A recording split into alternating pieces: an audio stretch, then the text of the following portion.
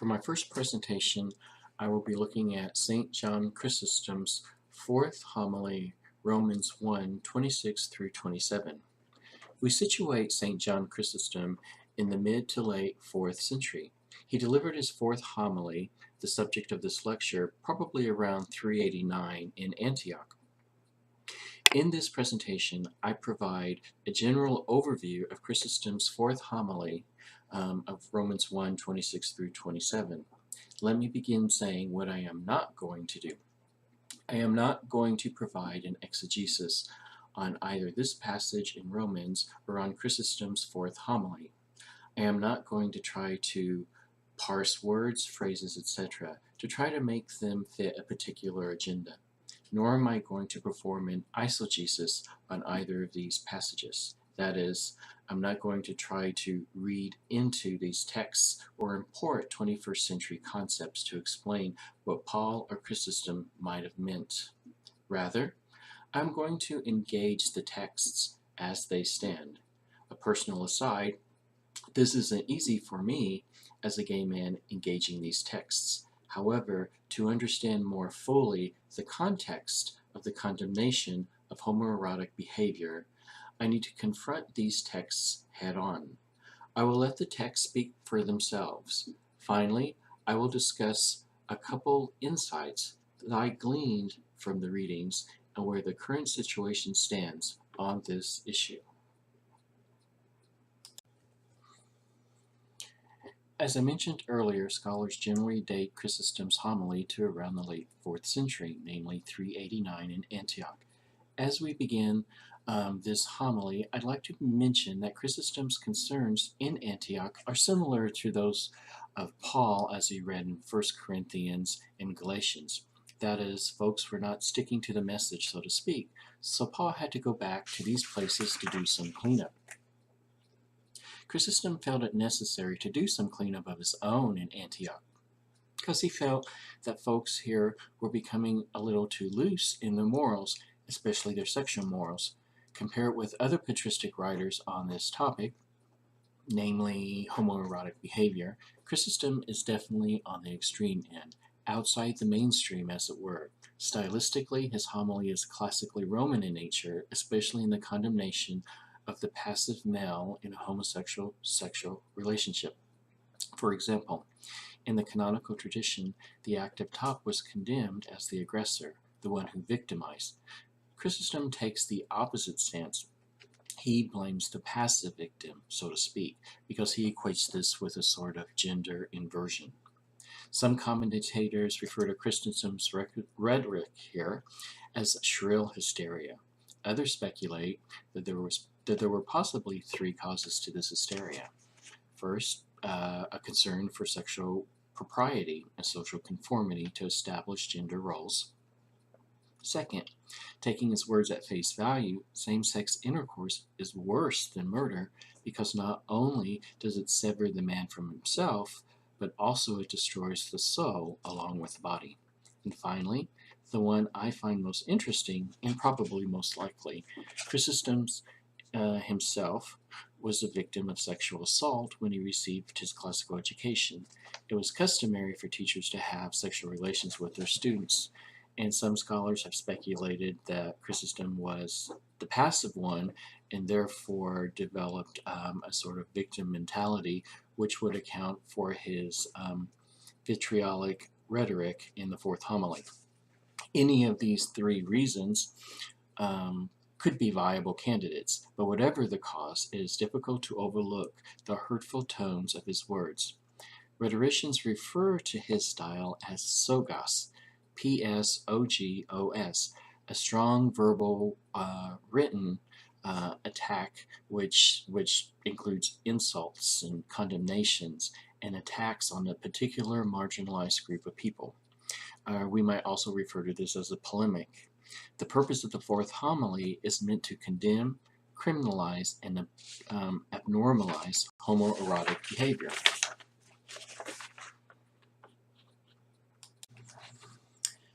As I mentioned in the previous slide, the main point of Chrysostom's fourth homily, at least as I understand it, is to argue that homoeroticism is not only unnatural and illegal, both in the civil and ecclesiastical sense, but also it poses a real and present threat to society. How does it threaten society? Chrysostom sincerely believed that when gender roles are inverted and people seek sex, especially homoerotic sex, outside the confines of marriage, then the fabric of society will unravel. He couches his argument in what is rhetorically called the operation of naturalization, a rhetorical device. By naturalizing sex, for instance, he hopes to offer a bulletproof argument that has as its premises 1. The divine origin of nature, 2. Nature is the religio-ethical framework of the Judeo-Christian tradition, and 3. Naturalizing something provides it with order and structure. Order naturalis equals ordo Dei. In fact, the Catechism of the Catholic Church refers to homoerotic behavior as disordered because it goes against the order of nature.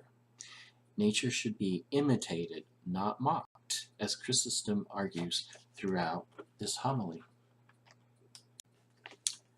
I want to talk about a theme that wove its way throughout this homily, namely the naturalization of the sexes. The main takeaway here, as I see it, is that Chrysostom was not a fan of any form of what we might call today gender inversion or gender ambiguity. This is where we have to be careful and not import 21st century notions of sex and gender into a 4th century text. In Chrysostom's time, our modern notion of gender and sexuality did not exist. Chrysostom subscribed to the classical Roman notion of the one-sex model, namely ideal masculinity. According to this model, women were, quote, inverted males, end quote. Essentially, there was only one gender, female. From female on up, everything is measured against the yardstick of ideal masculinity. This was the moral scale against which Chrysostom talks about and compares homoeroticism, for instance. Furthermore, in this system, male-female natures related to cultural and social expectations of men and women. Consequently, Roman gender roles in homoeroticism were defined by categories of active and passive. So, this provides us with a little historical context in which to interpret Chrysostom's hysteria concerning homoeroticism.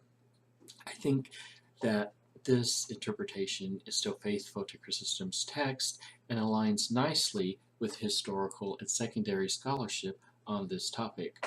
The bottom line is that Chrysostom got really worked up about people confusing gender roles. Men didn't know their place anymore, women didn't know their place, men acting like women acting like men, and so forth. So this posed a serious problem for Chrysostom, especially in terms of the institution of marriage, for example. In this slide, I pick up the theme of homoeroticism and go more into detail as to why it was such a problem for Chrysostom, as I interpret it.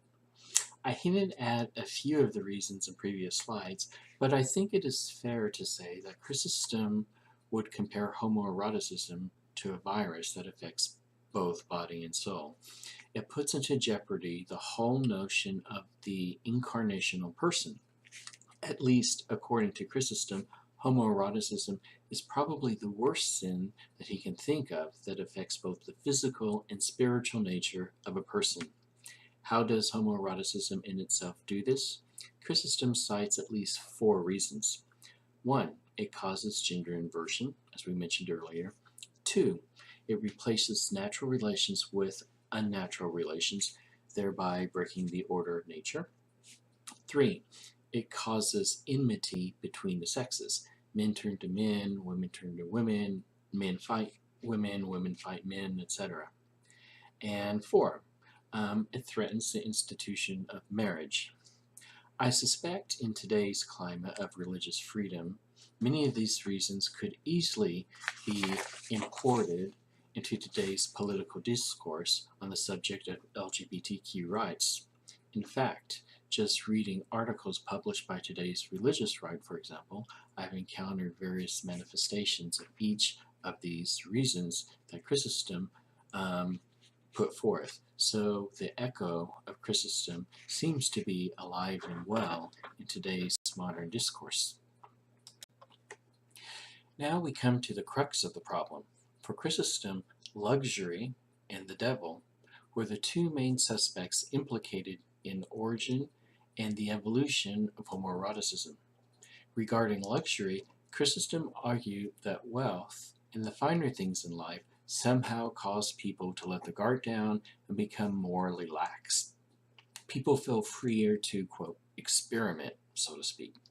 How this works, I'm not sure, but Chrysostom does mention here and in other homilies that the poor seem more virtuous than the rich because the poor put their trust in God, whereas the rich get distracted by worldly pleasures and therefore do things they shouldn't be doing. If luxury leads to homoerotic behavior, then Chrysostom argues that the devil himself is responsible for the inversion of gender roles. He goes so far as to compare this inversion to insanity, both of which are anarchical and antisocial. I refer you to the quote on this slide from the fourth homily to kind of give you a taste of the language that he uses. And I just think it's really interesting that he compares homoeroticism to luxury and somehow weaves the two together. I'm not so sure if that holds up today, but because homoeroticism is obviously in every aspect of society, but for Chrysostom in his time, he definitely made that connection. Finally, for the last slide, this is an opportunity where I can kind of play a little bit and spread my wings now that I've covered all the academic stuff. Here, I talk about my own insights into Chrysostom's fourth homily. I hope that I provided, up to this point, a fair and unbiased overview of his homily. Now, as I said earlier, I can spread my wings a little bit. I question one of Chrysostom's assumptions in this homily. The assumption in particular is that everyone who heard this homily agreed with him. He assumed that everyone agreed with him. Granted, his audience would have been familiar with the state of affairs at the time, such as laxity in morals and so forth, but that doesn't mean that people didn't flinch at his words. I'm sure there were people in the audience who thought that he was hysterical or possibly blowing things out of proportion. He was kicked out of Antioch after all. Why was he so wound up with this, other than for the reasons I mentioned earlier?